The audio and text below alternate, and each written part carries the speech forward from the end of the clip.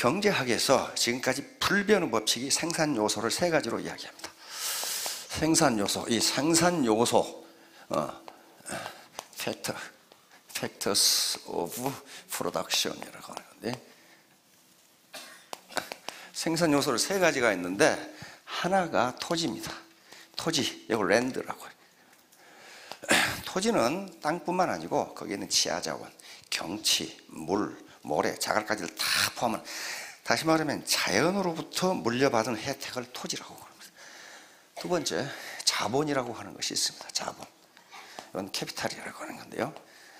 캐피탈은 인간이 만들어낸 생산수단이에요. 토지는 자연이 준 생산수단입니다. 자본은 인간이 만들어낸 생산수단이에요. 그 다음에 세 번째, 노동이 있어요. 노동, 레이버가 있어요. 그래서 이 세 가지가 합해져서 여기서 생산물이라고 하는 것이 나옵니다. 이건 생산물은 우리가 보이는 이런 물적 생산물도 있지만 서비스가 있어요. 서비스도 생산입니다. 그 서비스 생산도 전부 우리 국민소득에 포함됩니다. 팁은 국민소득에 포함돼야 안 돼요. 팁. 술집에서 여자에게 주는 팁. 이 고급 호텔이나 고급 커피숍에 가면 팁 포함 그렇게 돼 있어요. 그 팁이 국민소득에 들어가냐 안 들어가냐? 안 들어가요? 그러니까 아직 경제학에 대해서 아주 기본이 안 돼. 팁은 훌륭한 생산입니다. 그러면 생산이라는 건 뭘 생산이라고 그러냐면은 인간의 효용을 증진시키는 모든 수단, 그걸 생산이라고 해요. 프로야구 선수는 왜 돈을 받아요? 맨 마당에서 꽁치고 노는데, 꽁치는 행위가 서비스의 생산이에요. 그것을 보는 사람들이 효용의 증가를 가져온다면 생산 활동이기 때문에 프로야구 선수가 받는 봉급도 GDP에 들어갑니다. 아시겠죠? 그 집세는 어때요? 집세는 어때요? 여러분, 집에서 잠자는 게 좋아요? 마당에 잠자는 게 좋아요? 집에서 잠자는 게 좋아요. 마당에서 잠자는 게 좋다는 사람은 그것은 100명 중에 1명 정도 있어. 그건 거의 이게 왔다 갔다 지금 하는 사람들이에요. 집에서 잠자는 게 좋다는 건 뭐냐 하면은 집이 나에게 주거 서비스를 생산해 주는 거예요. 그걸 내가 소비하는 게 작은 거예요, 지금. 그래서 집세도 GDP에 들어갑니다. 그러면 자기 집에 자기가 사는데 그걸 어떻게 계산하느냐? 그것은 집세를 자기가 자기에게 지불한 것으로 해서 GDP에 포함시킵니다. 경찰이 없다면 도둑놈이 덕식을 하겠죠. 그래서 경찰 서비스의 생산도 GDP에 들어가요. 왜? 인간의 효용을 증대시켜주는 행위예요. 그래서 모두 들어갑니다. 그러니까 이런 것들이 이제 그걸 생산하는 거예요. 그러면 과거에 지주들이 일했어요, 안 했어요? 만석군 지주가 일합니까? 안 해요. 안 하는데 생산수단, 토지라는 것을 가지고 있다는 이유만으로 소득이 1만석이 생긴다는 거예요. 자, 자본은 뭐냐 하면은 인간이 만들어낸 생산수단이에요. 이 건물, 이게 자본이에요. 이 마이크, 이게 자본이고, 요 칠판이 자본이에요. 제가 이 마이크를 대고 강의를 한 것하고 마이크 없이 한 것하고 어때요? 생산 효율성이 떨어져요.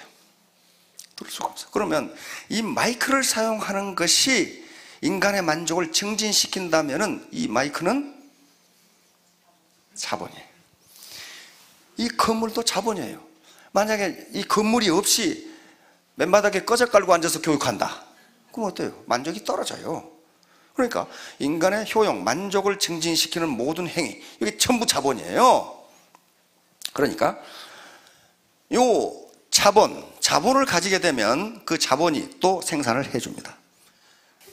이 유스 호스텔의 사장님은요, 여기 앉아서 강의 안 들어. 왜? 빌려주기만 해도 렌트가 나와. 이게 자본이에요, 이게. 그러니까 자본을 소유하고 있으면은, 그걸 넉넉히 소유하고 있으면은 내가 노동을 제공하지 않더라도 계속적으로 우리 한국의 자본주의 시장 시스템이 나에게 소득을 갖다 준다니까요. 갖다 줘요. 그런데 오늘날은 이 두 개를, 토지와 자본 두 개를 다 합해서 그냥 자본이라고 부릅니다. 토지도 중요한 자본이거든요. 돈은 뭐예요? 돈은 뭐예요? 이게 자본이 아니에요. 돈은 국가적인 차원에서는 자본이 아닙니다. 돈은 자본이 절대로 아니에요. 만약에 돈이 자본이라면 자본이 없는 나라가 지구상에 하나도 없어요. 생산 중에 가장 수지 맞는 생산이 돈의 생산입니다. 종이떼기 갖다가 마구 찍어, 마구. 그러면 돈이 나오잖아요. 그게 자본이에요? 자본 아니에요. 그래서 국가 차원에서는 돈을 자본으로 분류하지 않는데 개인은 돈을 자본으로 분류합니다. 왜? 국가가 통화 시스템, 마니터리 시스템을 잘 관리해주면 그 자본이 돈이라는 캐시가 자본을 살 수가 있어요. 그래서 그걸 자본으로 빼요. 그런데 여기 아가씨가 있는데 한번 생각해 보세요. 여기 지금 총각들이 어디 계시나? 뒤에 총각이 인상이 너무 고약하네. 이게 두 총각이 있어. 두 총각이 있는데 지금 두 총각이 둘 다 잘생겼어. 그런데 한 총각은 현금 10억을 가지고 있고 한 총각은 상가 10억짜리를 가지고 있어. 누가 5개월 할래? 상가 10억이잖아요. 맞잖아요. 10억 정기예금 하면 지금 얼마 나와요? 월. 지금 이자율이 1점 몇 퍼센트 그러죠? 2.5%로 잡고 세금 떼어버리면 10억이면 한 달에 200만 원 나와요. 그러니까 판매사 한 달에 200만 원은 정기예금 10억하고 맞먹습니다. 지금 현재 그래요. 그런데 지금 이자율이 계속 떨어져요. 1.8%까지 떨어졌더라고. 미국이나 일본은 이자율이 마이너스지요. 지금 일본은 공식 이자율이 0.01%예요. 그래서 0.001이든가 그래. 일본이 이자율이 없어요. 그러니까 지금 선진국 치고 이자가 1%를 넘는 나라가 없어요. 앞으로도 그럴 겁니다. 그러니까 10억 캐시를 가지고 있는 것보다는 10억짜리 상가를 가진 사람이 왜 그래요? 그 상가가 자본 스톡이기 때문에 그렇습니다. 렌트. 그러면 문제는요, 이 두 개 중에 하나를 가지면, 자본을 가지면요, 뭘 갖게 되냐면요, 권력을 갖게 됩니다. 꼼짝을 못해. 그건 나중에 이야기하고. 그러면 판매사 되는데 얼마 걸린다고요? 아주 게으른 사람이 2년 걸려. 더 게으른 사람은 3년 걸리더라고. 또 그렇다 하더라도 생각해 보세요. 의사 되는데 몇 년 걸려요? 10년 걸려요. 아주 그냥 의과대학을 합격했다 치더라도 10년 걸려. 의과대학 6년 인턴 레지던트 거치고 나면은 10년이 다 걸려요. 변호사 되는 데는 몇 년 걸려요? 법과대학을 합격했다 하더라도 사시가 살아있으면 사법고시에 시험 합격해야 되고, 로스쿨 가려면 대학 졸업하고 또 로스쿨 또 가야 돼요. 2년 가서 변호사님 합격해야 변호사가 돼요. 그것도 10년 이상 걸려. 교수 되려면 우리 선배님 계시는데 10년 이상 걸려. 대학 졸업하고 석사, 박사, 그 다음에 포스닥까지 다 거치고 나면 10년 이상 걸려. 그 사람 박사학위 받았다고 즉각 채용에 줘도 10년이 걸린다고. 10년이 걸려요. 김연아, 우와, 한 번 출연해 광고비 10억. 나도 김연아 돼야지. 살 빼는 데만 10년이 걸려. 지금부터 빼기 시작해도 살 빼는 데만 10년이 걸린다고. 어? 그리고 그때부터 스핀 이거 타기 시작하면 얼음 위에 서는데 또 10년 걸려. 지금 내가 가만히 보니까 안 돼요. 그거 쉽게 되는 게 아니라고요. 이야, 애터미 사업 어려워. 그러면 쉬운 거 있으면 찾아보세요. 쉬운 게 있나 찾아보시라고요. 없어요. 지금 고상하고 우아하게 돈 버는 방법은 저희들보다 똑똑한 사람들이 다 찾아오고 있어요. 다 찾아오고. 그런 자리가 없어. 고상하고 우아하게. 그러면 자본을 가져야 빈곤에 탈출할 수 있다고 그랬어요. 예를 들어 봅시다. 우리 아들이 한의대를 나왔어요. 이야, 한의대 졸업하니까요, 뚜쟁이들이 열쇠 3개씩 들고 나타나. 근데 우리는 또 그런 거에서 별 감각이 무감각해가지고 지가 좋다는 아가씨와 결혼시켰어. 근데 이 좋다는 아가씨도 무일푼이야. 우리 아들도 무일푼이야. 자, 우리 아들이 부자가 될 수 있는지 봅시다. 시골인데, 용인인데 그 상가에 병원 자리 렌트하는데 1억이에요. 보증금 1억에 월 300만 원이야. 근데 무일푼이니까 그 인테리어를 해야 돼. 병원 인테리어를. 그게 물어보니까 1억이야. 그 다음에 병원 집기 사야 돼. 그렇죠? 뭐 혈압계도 사야 되고 무슨 뭐가 그렇게 비싼지 모르겠어. 그 침상도 해야 되고 닥트도 해야 되고 그런 거 있잖아요. 그게 또 한 1억이야. 근데 전부 신용대출을 받아서 3억을. 거기다가 매월 렌트가 300만 원이야. 그거 내고 돈을 벌겠느냐는 거예요. 그거 내고 부자가 되겠느냐는 거예요. 그런데 주고 나면 없어요. 뼈 빠지게 하는데 없어. 남는 게 없어요. 누가 가져가? 건물주가 다 가져가요. 건물주가. 뭘 가진 사람이? 자본을 가진 사람. 자본을 가진 사람이 다 가져가요. 그러면 이 애터미 사업에서 뭘 해야 돼요? 뭘 해야 되냐? 뭐 때문에 이 짓을 하고 있냐고. 속 터지게. 이 좁은 데 앉아가지고. 로버트 키오사키라는 사람이 있어요. 부자 아빠, 가난한 아빠라는 책을 쓴 사람이에요. 우리 여사님 읽어보셨죠? 그 5권까지 있는데 2권까지만 읽으세요. 3권부터는 무슨 소리를 해놨는지 말이죠. 회계 이야기를 해놨는데 그거 몰라도 돼. 그 사람이 자본을 갖는 3가지 방법을 제시했어요. 첫째, 자본을 자기가 만드는 방법. 그 뭐냐면은 정주영 회장님이나 이병철 회장처럼 네가 아예 기업을 만들어라는 거예요. 그거 하실 수 있는 분 여기. 기업을 만드는 건 지금 10억 가지고 만들어도요 기계 2대 사고 나면 없어요. 그러잖아요. 못 만들어요. 그때는 6.25 이후입니다. 6.25 직전이고 거의 불가능해요. 근데 지금도 자기 자본을 만드는 사람들이 1년에 수만 명 있습니다. 그게 소위 창업이에요. 창업은 자기 자본을 만드는 거예요. 현금 자본을 은행에서 빌려서 자기의 물적 자본을 만드는 거라고요. 근데 자영업 생존율이 몇 %라고 그랬어요? 5년 생존율이 20%입니다. 10년 생존율이 16%예요. 그러니까 5년 만에 자영업 100개 중에 80개는 망한다. 그런데 20% 살아남았으니까 돈 버냐? 그렇잖아요. 그 중에 돈 버는 장애업은 5%입니다. 100개 중에 5개예요. 그 다음에 15%는 현상 유지 이렇게 돼 있더라고 통계가. 현상. 그래 겨우 지금 안 망하고 있단 말이에요. 15%가. 그럼 우리가 보는 것은요. 그 망하는 95%를 보는 게 아니고 어떻게 5%는 성공을 했을까야. 그걸 보면 되잖아요. 그렇단 말이에요. 그러니까 사랑을 가지고 대한다, 크리에이티브한 무슨 뭐 제품을 만든다, 열심히 한다, 성실하게 한다. 이것도 자본이 내 것일 때 효과가 있다는 거예요. 두 번째, 프랜차이즈를 사는 방법.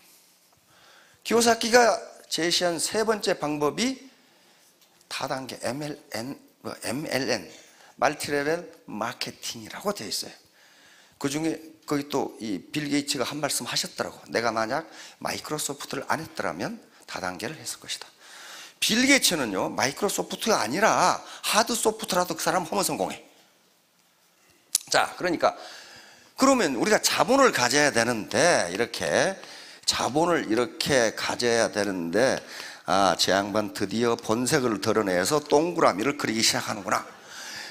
이게 상한선이 있기 때문에 자기가 스타트예요. 그런데 바로 기요사키가 얘기했던 것처럼 요게 이제 생산수단이 돼요. 생산수단. 부모로부터 물려받은 것이 없는 생산수단을 어떻게 가져요? 가질 방법이 없잖아요. 그래서 프랑스의 그 사회학자 피에르 부르디에라는 사람이 있습니다. 그 사람이 자본을 분류하는 방법이 기가 막힌데, 요걸 뭐라고 불렀냐면 사회자본이라고 불렀어요. 사회자본. 사회자본, 소셜 캐피탈이란 말이에요. 소셜 캐피탈. 여기 사회자본이에요. 그러니까 사회자본은 사회적 생산 수단이 됩니다. 저 영감탱이가 지금 돈 버는 방법을 얘기하라고 했더니 무슨 헛소리 하고 있는 게, 이 헛소리를 모르면 엉뚱한 짓을 한다니까. 이게 사회 자본이에요. 이게 자본이라고요. 자본. 그런데 이게 자기 소유가 아니에요. 뭡니까? 애터미는 그게 공유예요. 공유. 왜? 수당을 세일즈 마스터에게 지급할 때 내 라인이 얼마나 팔았냐를 가지고 하지 않고 전체가 얼마를 팔았냐 가지고 준단 말이에요. 전체가, 전 라인이. 그러니까 이 라인이 자기 개인 소유가 아니고 공유란 말이에요. 공유. 공유 자본이에요. 그러면 관리는 관리는 전체를 하는 것이 아니라 자기 라인을 관리를 한다고요. 그런데 이게 휴먼 네트워크입니다. 사람과 사람으로 연결해진 네트워크예요. 휴먼 네트워크니까 이게 생산성을 발휘하려면은 퀄리티가 높아야 되고 사이즈가 커야 돼요. 무조건 사이즈만 키우면 되느냐? 안 그래요. 스폰서하고 파트너하고 맨날 싸워. 맨날. 그러면 어때요? 생산성이 떨어지게 돼 있어요. 생산성이거든, 역소득은. 그래서 이게 자본은 자본인데 가장 중요한 게 스폰서와 파트너 간의 트러스트, 신뢰. 믿지 못하면 싸워. 믿지 못하면. 저 스폰서가 자기 이익을 위해서 날 이 짓을 하라고 하나? 못 믿으니까. 그 얘기를 한단 말이에요. 트러스트. 신뢰. 그래서 프랜시스 후쿠야마 그분을 아시죠? 예, 일본계 미국인인데 세계적인 석학입니다. 하버드 대학, 존 홉킨스 대학에서 교수를 하셨고 또 미 국무성에도 했던 그분인데, 이분이 사회자본의 전문가인데 사회자본 중에 가장 중요한 것이 신뢰다. 신뢰예요. 신뢰가 없으면 사회자본이 작동을 하지 못한다예요. 그러면 모든 인간은 사회자본을 가지고 있어요. 아버지 아시잖아요. 어머니 아시잖아요. 애가 아시잖아요. 이모님 아시잖아요. 이게 전부 뭐예요? 휴먼 네트워크로 형성되어 있어요. 여고 동창 알잖아요. 동네 개빵 아줌마 알잖아요. 알아요. 그 다음에 떡볶이집 아줌마 알잖아요. 그게 소셜 네트워크예요. 그러면 문제는 이제 신뢰를 어떻게 할 것이냐 하는 문제를 아주 옛날부터 신뢰가 가장 중요하다는 얘기를 현자들이 계속 해왔어요. 그 말은 무슨 말이에요? 현자들이, 공자님부터 시작해서 현자들이 신뢰가 가장 중요하다고. 최근에 그 정주영 회장님까지 신뢰를 잃으면 모든 것을 잃는다. 정주영 회장님 그랬어요. 왜 그 양반들이 그 얘기를 계속할까? 그 말이에요. 왜 계속하겠어요, 아가씨? 신뢰를 얻기가 힘드니까. 신뢰를 얻기 쉬우면 그 소리 오면 뭐 미친놈 아니야 이거. 그렇게 된단 말이에요. 매일 밥 먹어라. 그 얘기 해놔봐요. 네가 먹지 말아게 또 먹어. 그렇게 될 거 아니에요. 그런데 신뢰를 얻어라 그 말은 모든 사람이 신뢰를 얻기가 어려우니까 그 말을 자꾸 하는 거예요. 쉽다면 그 말을 안 씁니다. 그러면 신뢰를 얻는 누가 돼야 돼요? 내가 돼야 돼요. 내가. 어떤 책을 보니까 그랬습니다. 너 나 못 믿어? 그 말은 너무 못 믿는다는 거예요. 왜냐하면 신뢰는 육감으로 이렇게 대하면서 저 사람 믿을 만한 사람 이렇게 오는 거지. 야, 너 내 말 못 믿어? 그러면 절대로 못 믿는다는 거예요. 절대로 못 믿는다는 거예요. 믿는 사람은, 믿을 만한 사람은 그런 얘기를 안 한다는 겁니다. 그런 얘기를 안 해요. 정주영 회장님이 그래서 거래하면서 야, 너 나 못 믿어? 그런 얘기 했어요? 안 해요. 상대방이 그 사람의 하는 언행을 보고 믿음이 오느냐 안 오느냐예요. 오느냐 안 오느냐예요. 스폰서가 파트너한테 여러분들 내 말 믿어. 그 말은 그 사람은 못 믿어요. 그 말 안 해도 믿을 만한 스폰서는 믿어요. 그렇잖아요. 자, 그래서 무신분립, 이게 지금 논어에 있는 이야기입니다. 논어에 아주 기가 막힌 말이에요. 요 대목을 그 미국의 파이낸셜 타임스라는 신문이 있어요. 파이낸셜 타임스에서 요걸 가지고 또 사설을 썼더라고. 사설을 썼어요. 그만큼 유명한 말이에요. 자공이라는 사람이 있는데, 자공 문청. 자공은 공자의 10대 제자 중 한 분입니다. 그런데 자공은 지금부터 2500년 전 사람인데 아주 장사의 귀신이야. 그래서 돈을 엄청나게 벌었어요. 공자님은 가난하게 살라는 법을 한 번도 말한 적이 없어요. 한 번도. 왜? 공자님이 제자가 3000인데 학고방에서 그 3000명 어떻게 해요? 3000명을 어떻게 하냐고. 그럼 어때요? 공자님 집은 성이었다고 생각할 수 있어. 그렇잖아요. 생각해봐요. 그래서 가난하게 살라는 법을 한 번도 해본 적이 없어요. 견리사이 이득을 보거든 그것이 의로운 것인지를 생각하라, 그 말씀하셨어요. 그러니까 의로운 이득이면 어떻게? 취하라. 취하라. 가난하게 살지 말라는 거예요. 그런데 자공이라는 사람은 그런 사람이에요. 그러니까 이 사람은 정치에 굉장히 능한 사람이에요. 자공은 또 실제로 오늘날 같으면 시장을 했던 사람이에요. 그러니까 선생님, 정치가 뭡니까? 공자가 말한 이 세 가지는요, 지금도 신문 칼럼에 보면 현자들이 가끔 이 글을 씁니다. 지금도 나와요.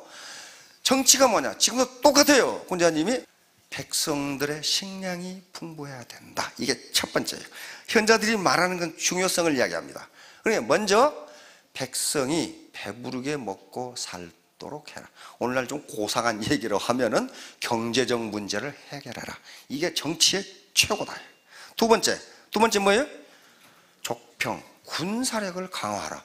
이건 무슨 공자가 무슨 군사지향적인 사람이야. 그게 아니고 공자의 생각은 항상 백성에 있습니다. 다시 말하면 군사력이 약하면 외적이 침입해가지고 백성들을 괴롭힌다 그 말이야. 백성들을 못 살게 만들어. 그러니까 강한 군사력으로 백성들이 편하게 생업에 종사할 수 있도록 해라. 그 다음에 세 번째가 뭡니까? 민신지. 백성이 정부를 믿어야 된다 그 말이에요. 근데 자공은 10대 제자니까 호락호락한 사람이 아니에요. 뭐라고 그랬어요? 이 셋 중에 부득이 하나를 없앤다면 뭘 없앨까요? 이거 공자를 영 난처하게 만드는 거예요. 그러니까 병을 없애라. 병을 없애라. 그러면 무슨 말이에요? 우선 백성이 배부르게 먹고 살도록 하는 게 최고다. 그래 또 물어. 그러면 둘 중에 하나 없앤다면 뭘 없앨까요? 그러니까 밥을 없애라. 그런단 말이에요. 나머지 뭐만 남아? 신이 남아요. 그런데 공자가 식과 병이 중요하지 않아서 그런 말을 한 게 아닙니다. 그 뒤에 나와요. 뭐라고 나오냐? 인간은 맞아 죽건 늙어 죽건 그 다음에 전쟁에서 죽건 죽게 돼 있다. 그렇잖아요. 빨리 죽고 늙고 죽고. 그런데 뭐라고 그랬어요? 백성이 조정을 믿지 못하면 그냥 망한다 그 말이에요. 그러니까 백성이 조정을 믿지 못하면 지금 망하는데 무슨 죽고 살고가 무슨 관계가 있냐. 그러니까 믿지 못하면, 파트너가 그 조직을, 스폰서를 믿지 못하면, 공자가 하는 말은 병도 안 되고 식도 안 된다. 그럼 애터미 조직에서 병이 안 되는 건 뭐예요? 조직이 무너지는 거예요. 식이 안 되는 건 뭐예요? 돈이 안 되는 거예요. 이게 신이에요. 이게 무신분립. 그래서 정치인들이 가장 많이 쓰는 게 뭐예요? 김영삼 대통령 희호입니다. 무신분립. 대통령이 됐을 때 백성이 정부를 믿지 못하면 정부는 망한다. 자, 지금 야당이네? 야당이에요? 여기서 정례 세미나를 하는데 제목이 무신분립이에요. 이게 그렇게 중요해요, 무신분립. 그러니까 정당이건 정부건 어떤 그건 백성이 믿지 못하면 망한다. 그런 말. 이번에 우리 박근혜 대통령님 중국 전승 기념일 천안문 광장에 사회를 하셨죠. 그런데 유일하게 시진핑과 점심을 같이 했다고 들었죠. 자, 시진핑이 우리말로는 석금평이 박 대통령 앞에 써놓은 글자를 보세요. 뭐라고 써놨어요? 이심전심 무심분립. 당신과 우리 말 안 해도 마음과 마음으로 통해야 되고, 그 다음에 국제관계에서 믿지 못하면 우리의 관계는 깨진다. 그런 말이에요. 깨진다. 이렇게 써놨어요. 그러니까 국제관계건 국내 정당이건 애터미의 다단계 조직이건 파트너가 스폰서를 믿지 못하면 망한다. 망하는 것은 두 가지입니다. 라인이 무너지고 생산성이 떨어지고 소득이 떨어지고. 그래서 자, 이제 자손에게 가난을 물려주지 않으려면 뭔가 생산수단을 가져야 되는데 가질 방법이 뭐가 있냐? 없어요. 없어.